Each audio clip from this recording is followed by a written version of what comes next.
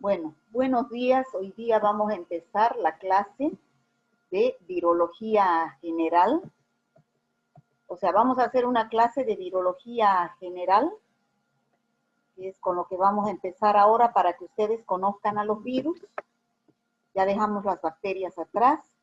Las competencias que ustedes deben aprender son las siguientes. Conocer la estructura de los virus, así como de las bacterias.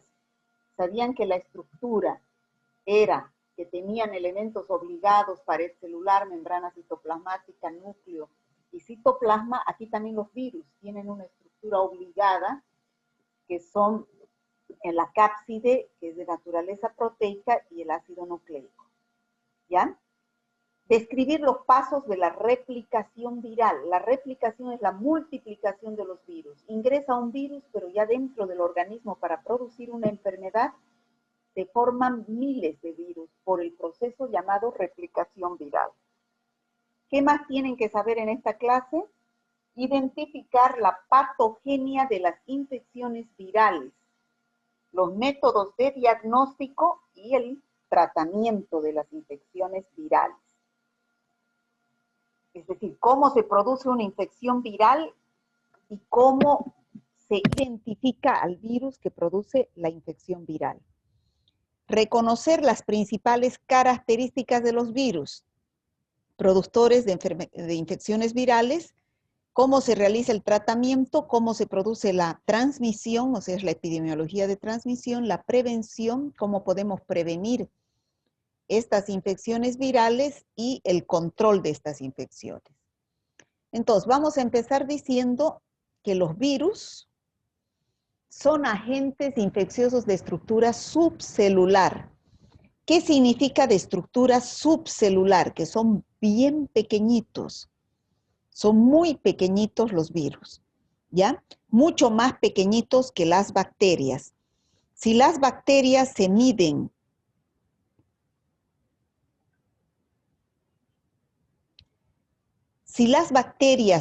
en micras, los virus se miden en nanómetros, es decir, es la milésima parte de una micra.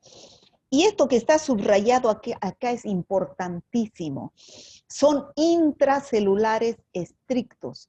¿Qué significa? Que los virus viven dentro de las células. Un virus no puede vivir solito, no puede realizar su multiplicación, no puede sobrevivir porque no tiene las sustancias necesarias para producir la biosíntesis de los materiales que él necesita para sobrevivir.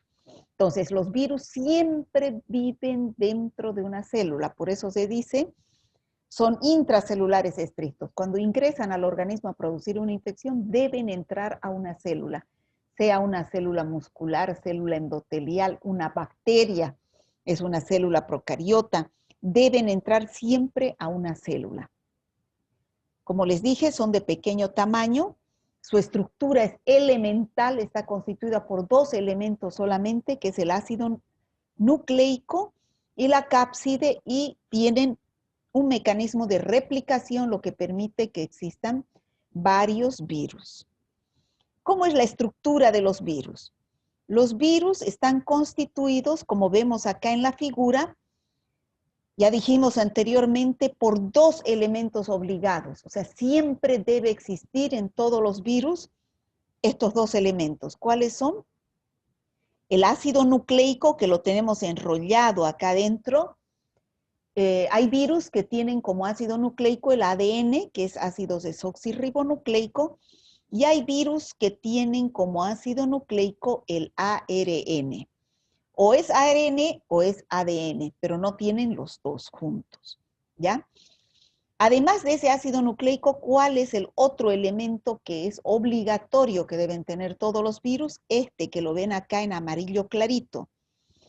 Este elemento se llama cápside, que está constituida por proteínas, ¿ya? Esta cápside está constituida por proteínas. Y ustedes ven cada uno de estos elementos pequeñitos que forman la cápside, se llaman capsómeros. Entonces, si yo les pregunto, ¿de qué está formada la cápside? De unidades llamadas capsómeros, que son de naturaleza proteica. Entonces, hay virus que solamente están constituidos por este ácido nucleico y por la cápside. Se llaman virus desnudos, pero también existen virus que tienen una envoltura, como este que vemos acá en la figura. Esa envoltura es de naturaleza lipídica, es de lípidos, y se llama peplómero. Entonces, hay algunos virus que no son desnudos y que se llaman virus envueltos. Hay otros virus que tienen estas estructuras que vemos acá como espículas que salen del peplómero y de la cápside. Estas estructuras se llaman glicoproteínas. El virus de la gripe, por ejemplo, tiene estas glicoproteínas. Hay otros virus que no tienen glicoproteínas. Entonces, vuelvo a repetir. ¿Por qué están constituidos los virus? Por un ácido nucleico, que puede ser ARN o ADN, y por una estructura que rodea al ácido nucleico, que es de naturaleza proteica, llamada cápside. Estos virus se llaman virus desnudos.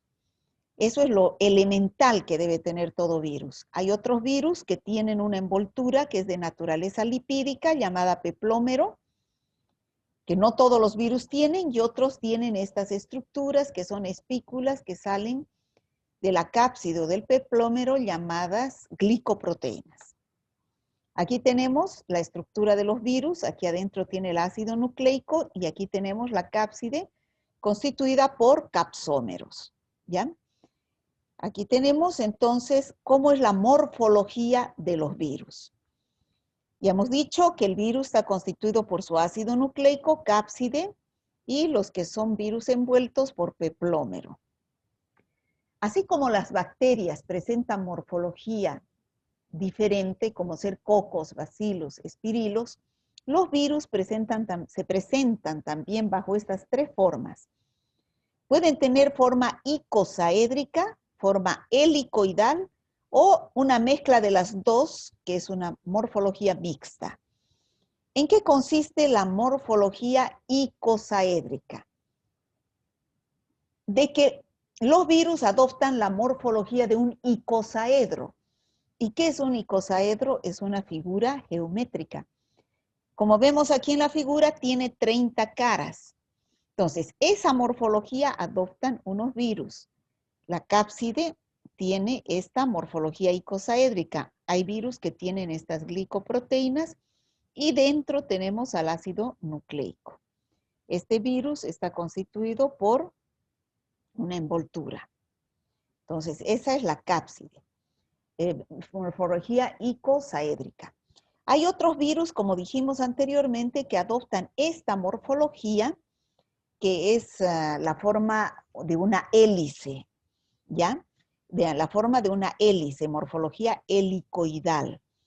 Se presenta bajo esta forma y dentro tiene al ácido nucleico.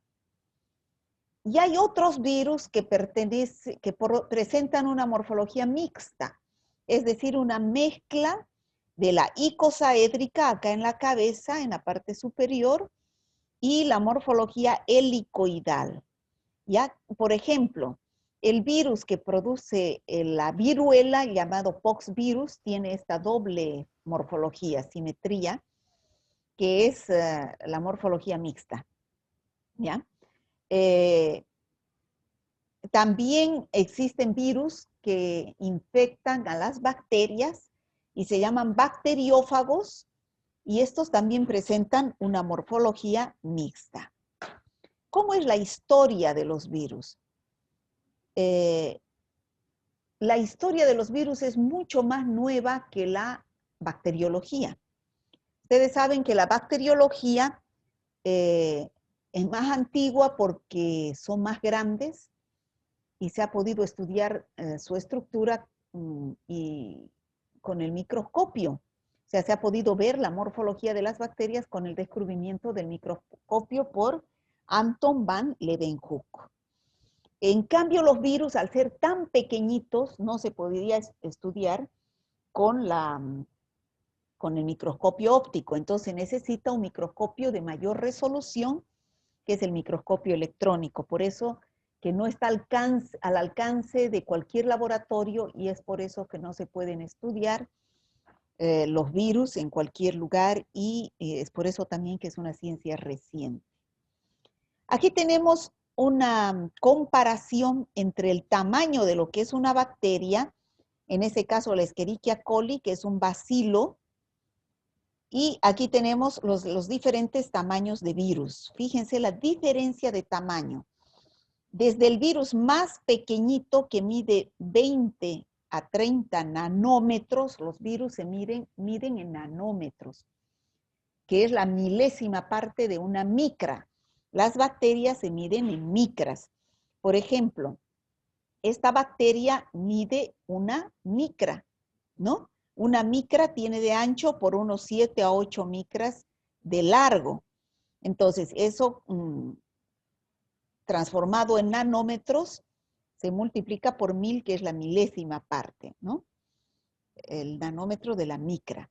Los virus más grandes miden 300 micras y son los poxvirus, que son los virus de la rubéola, de la viruela, perdón. Y aquí existen otros virus que tienen tamaños intermedios entre 100, 120 nanómetros, donde está el virus de la rabia, que pertenece a la familia rhabdovirus, los herpes virus, los adenovirus y otros virus también. ¿Por qué es importante estudiar a los virus? Bueno, ustedes deben conocer que los virus son muy populares porque producen un sinfín de enfermedades infecciosas. Sabemos que las infecciones respiratorias agudas, llamadas IRAS, y las IDAS, infecciones diarreicas agudas, son producidas por virus. Y son la patología que produce, y son la causa más importante de morbimortalidad en la edad infantil. Pues son producidas por virus, infecciones diarreicas y enfermedades respiratorias agudas. La hepatitis es producida por virus. El herpes genital que vamos a estudiar hoy, la varicela que vamos a estudiar hoy, son producidas por virus. El SIDA es producido por el virus del VIH, la fiebre amarilla por el virus de la fiebre amarilla, la rabia por el virus de la rabia, la polio por el virus de la poliomielitis. Existen también nuevas enfermedades que han surgido y que son producidas por virus, el SIDA, el ébola, que ha producido una pandemia hace unos 5 o 4 años, el hantavirus, el virus del SARS, que produce el síndrome respiratorio agudo severo, el virus de la influenza H1N1, influenza aviar, el virus que nos tiene en pandemia actualmente, que es el COVID-19, entonces, y muchos otros virus más. Entonces, son muy comunes las infecciones virales, por eso es importante estudiar a los virus. Por eso es que les pido pongan el mayor interés posible porque les va a servir muchísimo estas clases de virología. Con esto es con que observamos a los virus. Este es el microscopio electrónico. Con esto se han podido observar los virus por primera vez. Pero este microscopio electrónico no está al alcance de cualquier laboratorio. ¿Cómo se clasifican los virus?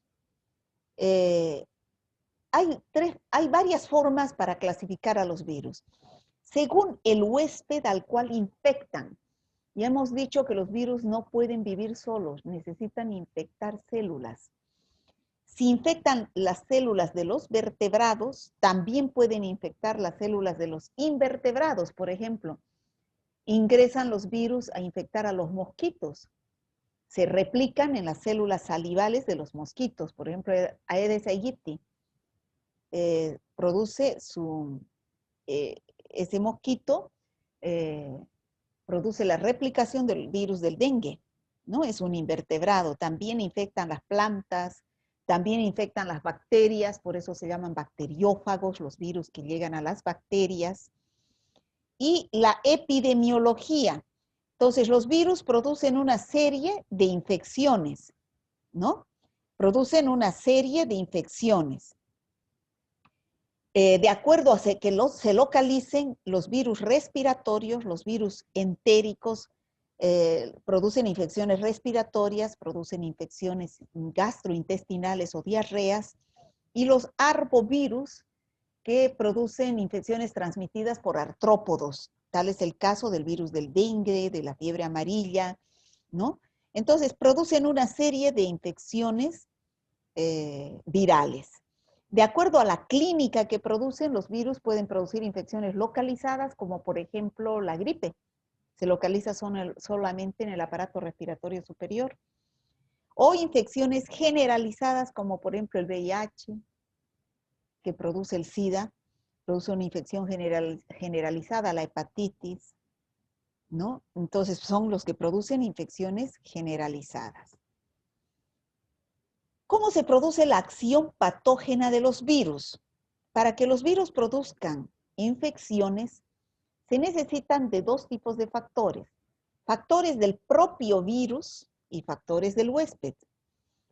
Esos factores, y hemos visto también en bacterias, que dependen de la dosis infectiva del virus, la cantidad de virus que ingresan, de la virulencia de esos virus, y en el caso del huésped depende de su estado de inmunodepresión. Esos factores condicionan su capacidad de la acción patógena de los virus, es decir, de poder penetrar dentro del organismo humano, multiplicarse o replicarse, invadir el organismo humano y producir su acción lesional y producir la enfermedad infecciosa con los diversos signos y síntomas de una infección. Aquí vamos a ver cómo se produce la acción patógena de los virus. El virus, al igual que una bacteria, primero debe llegar a la superficie de un huésped. Puede ser la piel, puede ser la mucosa respiratoria cuando ingresan por vía respiratoria, la mucosa bucal cuando ingresan por vía oral, la mucosa genital cuando ingresan a través de una relación sexual. Bueno, tiene que llegar el virus a la superficie del huésped, pero no es tan fácil producir una infección. Existen mecanismos naturales de defensa que nosotros tenemos, el organismo humano. Tales son nuestra flora normal. También si ingresan por vía respiratoria tenemos las células que tienen cilios, que actúan como una escoba que no deja entrar, que barre en la nariz y no deja entrar a los virus, ¿no? O también si ingresan a través de la vía oral, los movimientos peristálticos del intestino trata de eliminar a los virus. La acidez del estómago que destruye a los virus, y también la flora normal intestinal que trata de eliminar a los virus que son patógenos. Pero una vez que han logrado vencer los virus a estos mecanismos naturales de defensa, pueden penetrar. Pueden penetrar en forma pasiva a través de una herida, como por ejemplo eso es el virus de la rabia. El virus de la rabia penetra a través de una herida que ha sido provocada por la mordedura de un animal rabioso. Entonces, en la saliva se queda el virus en la herida y ese virus ingresa a las células musculares alrededor de la herida y empieza su proceso de replicación en el lugar de la herida para después migrar por el sistema nervioso hacia el cerebro, ¿no? Y en forma activa se replican en el lugar de la entrada y luego de la replicación en los diversos órganos y tejidos empiezan nuestras defensas a querer neutralizar a los virus. Nuestras defensas son los factores humorales, es decir, la inmunidad humoral, que son los anticuerpos, o factores celulares, que son los leucocitos, como los linfocitos T, linfocitos B, que nos protegen de los virus. Se establece una lucha entre los virus y nuestras defensas. Si la carga viral y la virulencia de estos virus excede a nuestras defensas, entonces los virus logran invadir el organismo humano y se trasladan por vía sanguínea, a través de la sangre, o por vía nerviosa, por ejemplo, en el caso del virus de la rabia, el virus de la polio, y llegan hacia los diversos órganos blanco de acción para producir infecciones citolíticas A veces son infecciones persistentes, infecciones crónicas, como la hepatitis B crónica, la hepatitis C crónica, el virus del VIH que produce infecciones crónicas, pero la mayoría son infecciones agudas, como por ejemplo la gripe, chikungunya, dengue, no existen infecciones crónicas.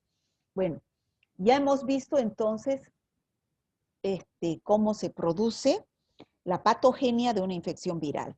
Ahora vamos a pasar a describir la replicación viral. Ayer yo les envié un video, espero lo hayan visto para que puedan entender cómo se produce la replicación viral. ¿Qué es la replicación viral? Es la multiplicación de los virus. O sea, este virus debe ingresar a una célula, ¿ya? Debe ingresar a una célula para poder volverse un virus, miles de virus y poder producir una infección. Entonces, a ese proceso de ingreso del virus y de replicación del virus se llama replicación viral. Ya dijimos por qué los virus se replican dentro de las células, porque carecen de enzimas biosintéticas, no pueden crecer, no pueden reproducirse, no pueden aumentar de tamaño. Entonces el virus tiene que ingresar a una célula para que la célula sintetice los componentes del virus, que son la cápside, que es de naturaleza proteica, y el ácido nucleico, para que se puedan formar miles de virus y pueda salir. ¿Cómo se produce este proceso? En etapas? Como ustedes lo han podido ver en el video, está muy bien explicado ahí, lo cual yo no tengo mucho tiempo de explicar porque debo avanzar 2 temas. Pero ya como ustedes lo han visto, yo lo voy a explicar a grandes rasgos. Está también en la plataforma el video de la replicación viral. Primero el virus, como hemos dicho, tiene que infectar una célula. Tiene que llegar al lugar de la célula, debe penetrar la célula y debe liberar su ácido nucleico dentro de la célula. Ese ácido nucleico va a ir a dar la orden para que la célula sintetice su material del virus. ¿Cuál es el material por el cual está formado el virus? Ya dijimos, son proteínas que van a formar la cápside y son los ácidos nucleicos que pueden ser ADN o ARN. Entonces, una vez que se han formado estos elementos en diferentes partes de la célula, pueden ser los ácidos nucleicos en un extremo de la célula y las proteínas en otro extremo de la célula. Para que se formen los virus tienen que ensamblarse. ¿Qué quiere decir? Tienen que juntarse. Cada cápside con su ácido nucleico. Una vez que se produce el ensamblaje de los virus, se liberan los virus con su cápside y su ácido nucleico de la célula que le ha dado origen, ¿no? Y esa célula generalmente se destruye. ¿Por qué? Porque al salir estos virus se rompe su pared celular y se destruye, se lisa la célula. Entonces, como podemos ver en este periodo de replicación, un solo virus se ha transformado en miles de virus. A ese proceso se llama replicación viral. En otras palabras, la replicación viral es la penetración del virus en una célula susceptible y esa célula que ya ha sido parasitada por el virus recibe órdenes codificadas en el genoma del virus para que esta célula sintetice los productos del virus, que son su cápside y su ácido nucleico. Una vez que ha producido en gran cantidad de la célula cápsides y ácidos nucleicos, se ensamblan dentro de la célula y dan lugar a nuevos virus y la célula generalmente se destruye. ¿Han entendido el proceso de replicación viral, chicos?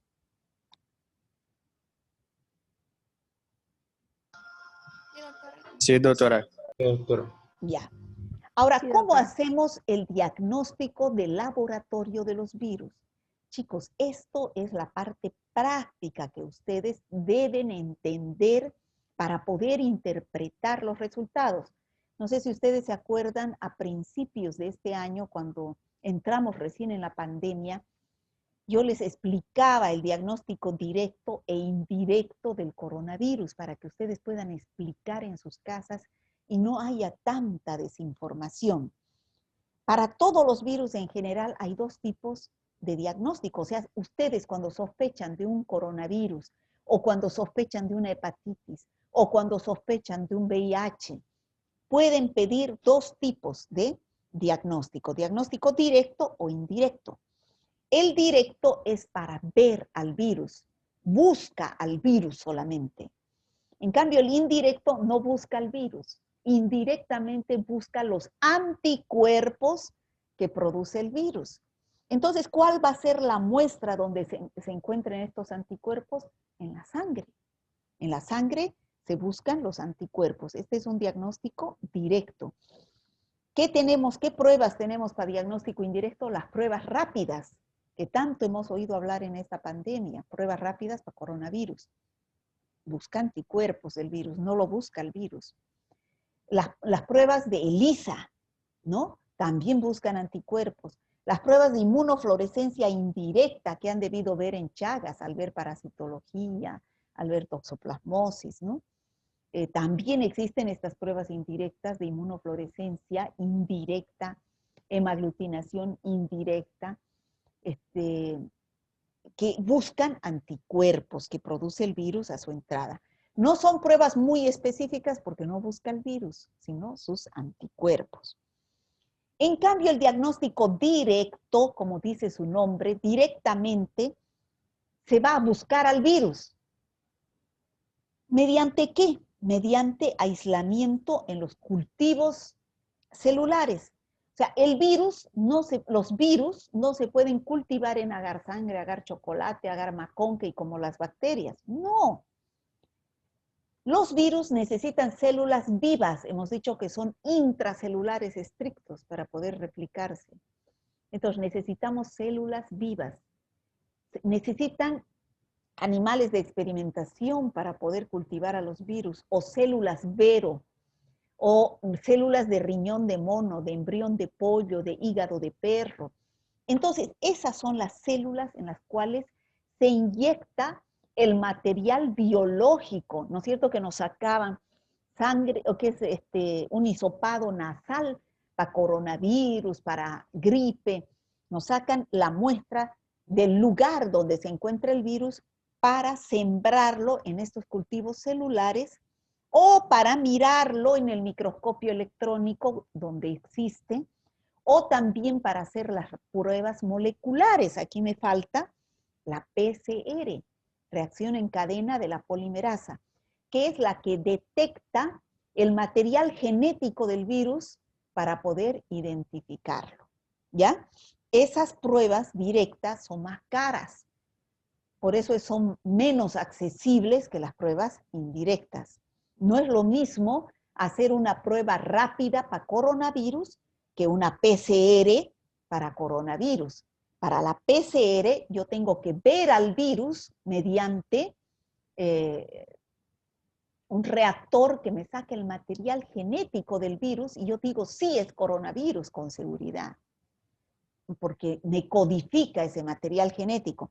En cambio, la prueba rápida, que es un método indirecto, es sacar sangre y buscar anticuerpos, ¿no? Que puede dar también reacciones falsas positivas o falsas negativas porque no es muy sensible ni específica estas pruebas.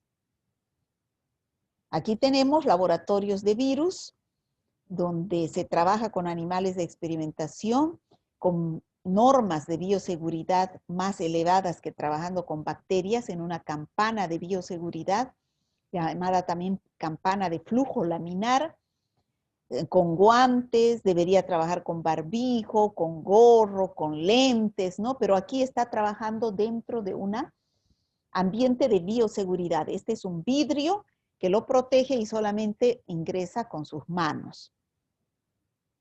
¿Cómo podemos prevenir estas infecciones virales? Para prevenir estas infecciones virales como gripe, para prevenir, por ejemplo, varicela, hepatitis, para prevenir sarampión, rubiola, poliomielitis, existen las vacunas. ¿Y qué son las vacunas? Son virus atenuados o virus inactivos. Es decir, que en una vacuna nos van a inyectar al virus, pero ese virus va a ser atenuado. ¿Qué significa eso? Que no va a ser capaz de producirnos la infección.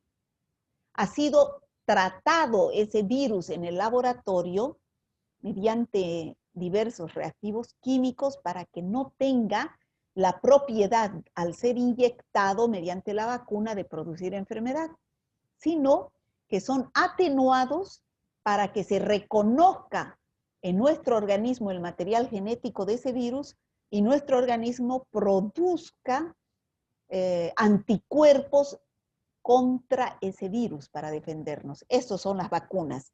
Cuando ingresa el virus verdadero, cuando haya un contagio, ya nosotros tenemos anticuerpos porque nos hemos vacunado y neutralizamos al virus antes, en la entrada no vaya, antes de que llegue a fijarse en las células, replicarse y producirse la infección. Existen las vacunas que pueden ser por vía oral, como tenemos las gotitas para la poliomielitis, para el rotavirus. Hay por vía parenteral, como es la SRP, por vía subcutánea, que son la vacuna triple viral, ¿no? ¿Cómo hacemos el tratamiento de los virus? Cuando hemos avanzado bacterias, hemos dicho que para las bacterias se utilizan los antibióticos, ya sean estos bactericidas que van a ir a destruir a las bacterias o sean bacteriostáticos que van a inhibir el crecimiento de las bacterias. En el caso de los virus, no existen antivirales que vayan a destruir a los virus, todavía no hay. ¿Qué es lo que hacen los antivirales? Inhiben ese proceso de replicación, evitan que se replique el virus y entonces evitan que exista alta carga viral dentro del organismo y nuestras defensas puedan neutralizar a ese virus. ¿Cuáles son esos antivirales? Puede ser la amantadina, que se coloca en los antigripales, por ejemplo, el antifludes tiene amantadina. Aciclovir, vienen tabletas, en ampollas, vienen pomada, de acuerdo a la infección viral, a la localización de la infección viral. El ARA A, el ARA C, que se da por vía parenteral. Entonces, esos son algunos de los antivirales. Bueno, aquí tenemos, para terminar la clase, terminar este tema, que vamos a seguir la clase. La virtud es el modo de ser de una persona expresado a través de sus acciones. ¿Ya? Eso lo dijo Aristóteles. Bueno, chicos, ahorita nos vamos a salir de la clase para que se pueda grabar esta clase. Voy a dejar de compartir y vuelven a entrar con el mismo link. ¿Ya? Por favor. Ahorita.